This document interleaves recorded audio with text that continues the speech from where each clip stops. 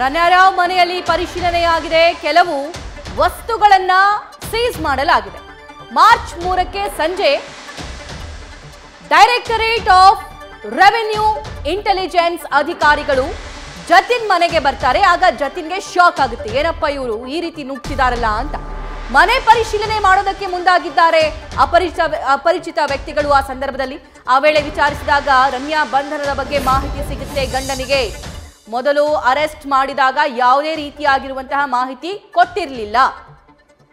ಜತಿನ್ ಮನೆಯನ್ನ ಜಾಲಾಡ್ತಾರೆ, ಪರಿಶೀಲನೆಯನ್ನ ಮಾಡ್ತಾರೆ ಅಧಿಕಾರಿಗಳು. ಆಗ ಕೆಲವೊಂದಿಷ್ಟು ವಸ್ತುಗಳನ್ನ ಅದೇ ಮನೆಯಿಂದ ಸೀಸ್ ಮಾಡೋ ಕೆಲಸ ಕೂಡ ಅಲ್ಲಿ ಆಗುತ್ತೆ. ರಾತ್ರಿ 8:30ರಿಂದ ತಡರಾತ್ರಿ 12 ಗಂಟೆವರೆಗೂ ಕೂಡ ಸತತವಾಗಿ ಪರಿಶೀಲನೆಯನ್ನ ಅಧಿಕಾರಿಗಳು ಮಾಡಿದ್ದಾರೆ. ಸುಮಾರು 4-5 ಗಂಟೆಗಳ ಕಾಲ ಆ ಇಡೀ ಮನೆಯನ್ನ ಜಾಲಾಡಿದ್ದಾರೆ.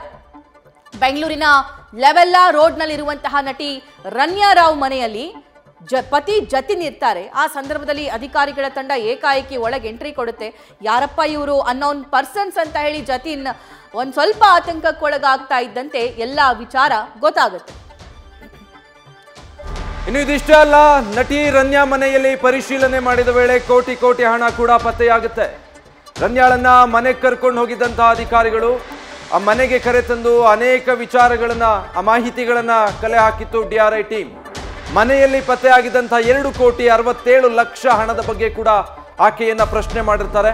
ಆ ಹಣದ ಮೂಲದ ಬಗ್ಗೆ ಸರಿಯಾಗಿ ಮಾಹಿತಿಯನ್ನ ನೀಡಿರಲಿಲ್ಲ ರನ್ಯಾ ಅನ್ನೋದು ಗೊತ್ತಾಗ್ತಾ ಇದೆ. ಮನೆಯಲ್ಲಿದ್ದ 2,63,00,000 ಮೌಲ್ಯದ ಚಿನ್ನಾಭರಣವನ್ನು ಕೂಡ ಜಪ್ತಿ ಮಾಡಿರ್ತಾರೆ. ಹೀಗೆ ಪತ್ತೆಯಾದಂಥ ಹಣ ಮತ್ತೆ ಚಿನ್ನಾಭರಣ ಇದರ ಮೂಲ ಏನು ಅಂತ ಕೇಳಿದಾಗ ಆ ಪ್ರಶ್ನೆಗೆ ಉತ್ತರ ಕೊಡುವಲ್ಲಿ ಅಥವಾ ಅದಕ್ಕೆ ಸಂಬಂಧಪಟ್ಟ ಹಾಗೆ ದಾಖಲಾತಿಗಳನ್ನು ಒದಗಿಸುವಲ್ಲಿ ರನ್ಯಾ ರಾವ್ ಫೇಲ್ಯೂರ್ ಆಗಿರ್ತಾಳೆ. ಅಲ್ಲಿಂದ ಅಧಿಕಾರಿಗಳಿಗೆ ಅನುಮಾನ ಇನ್ನಷ್ಟು ಹೆಚ್ಚಾಗ್ತಾ ಹೋಗುತ್ತೆ.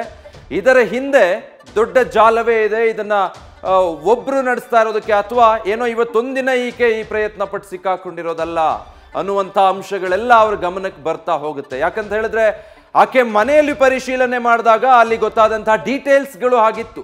ಕೋಟ್ಯಾಂತರ ರೂಪಾಯಿ ಮೌಲ್ಯದ ನಗದು ಪತ್ತೆಯಾಗಿದೆ, ಚಿನ್ನ ಪತ್ತೆಯಾಗಿದೆ.